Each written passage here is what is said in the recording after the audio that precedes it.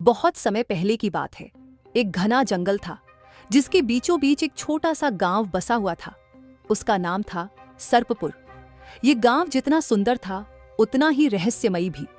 यहाँ के लोग सीधे सादे थे, लेकिन वे एक रहस्य से हमेशा डरते थे। नागवेली झील का रहस्य। कहते हैं उस झील में एक नागिन रहती थी जो इंसान का रूप धारण कर सकती थी। अब तक किसी को कोई नुकसान नहीं पहुंचाया था, लेकिन गांव वाले डरते थे कि अगर कोई उसका क्रोध भड़का दे तो गांव पर भारी विपत्ति आ सकती है। एक दिन गांव के एक चतुर लेकिन थोड़ा लालची युवक नरेश ने सोचा कि अगर नागिन के पास जादुई शक्तियां हैं तो क्यों न उसे फंसाकर उन शक्तियों को पा लिया जाए। नरेश ने जंगल के एक बूढ़े तांत्रिक से मंत्र सीखा जिससे नागिन को बुलाया जा सकता था। उस रात जब चांद पूरा था और आकाश में बादल नहीं थे, वह अकेला झील के किनारे गया और मंत्र पढ़ा। झील की सतह पर हलचल हुई, पानी में से एक तेज चमकती रोशनी निकली और एक सुंदर स्त्री बाहर आई। उसके नीचे नाग की पूंछ थी। वह नागिन थी, नाग कन्या सुरमैया। तुमने मुझे क्यों बुलाया? नागिन ने कहा। उसकी आवाज में गूंज थी लेकिन आंखों में शांति। नरेश ने झूठ बोला, हे देवी, मैं केवल आपसे आशीर्वाद चाहता हूं, मेरे गांव को सुख और समृद्धि मिले। नागिन मुस्कुराई। उसने उसकी आंखों में देखा और समझ गई कि वह झूठ बोल रहा है। सच्चाई बोलो, वरना तुम्हारे लिए अच्छा नहीं होगा। नरेश ने डरते हुए अपनी लालसा बता दी। मुझे बस थोड़ी सी जादुई शक्ति चाहिए, मैं किसी को नुकसान नहीं पहुंचाऊंगा।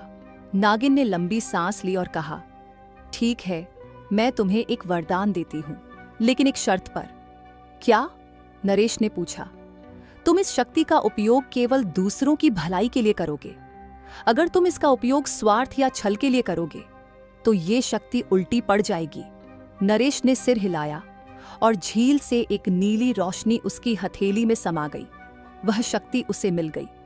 शुरू में नरेश ने इस शक्ति का सही उपयोग किया, गांव वालों की मदद की, बीमारों का इलाज किया, खेतों में सूखा हटाया। लेकिन धीरे धीरे उसका लालच फिर जाग गया। एक दिन उसने पड़ोसी गांव के राजा को मूर्ख बनाकर उसका खजाना लूटने की योजना बनाई। जैसे ही उसने छल किया, उसकी हथेली जलने लगी और उसी रात नागिन फिर प्रकट हुई। तूने मेरी शर्त तोड़ी, अब यह शक्ति तुझसे छिन जाएगी और तेरे स्वार्थ की सजा तुझे भुगतनी पड़ेगी। नरेश की शक्ति उसी पल गायब हो गई और उसकी आंखों के सामने ही वह एक सांप में बदल गया। इंसानी रूप हमेशा के लिए खो बैठा। गांव वाले जब सुबह झील के पास पहुंचे तो उन्हें वहां एक सुनहरा सांप मिला। उसकी आंखों में पछतावा और पश्चाताप था। नागिन ने गांव के बुजुर्गों के सपने में आकर कहा, जो अपने स्वार्थ से ऊपर उठे वही सच्चा मनुष्य है। इसके बाद गांव वाले झील की पूजा करने लगे और हर साल एक दिन नाग सेवा उत्सव मनाने लगे, जिसमें वे दान करते, जरूरतमंदों की मदद करते और जंगल की रक्षा का वचन लेते। उस दिन के बाद सर्पपुर में कभी अकाल नहीं पड़ा, कभी कोई बीमारी नहीं फैली, क्योंकि लोग समझ चुके थे कि असली शक्ति दूसरों के भले में है। तो यहाँ पर खत्म होती है आज की कहानी। उम्मीद है आपको पसंद आई होगी। लाइक और सब्सक्राइब करना ना भूलें। धन्यवाद।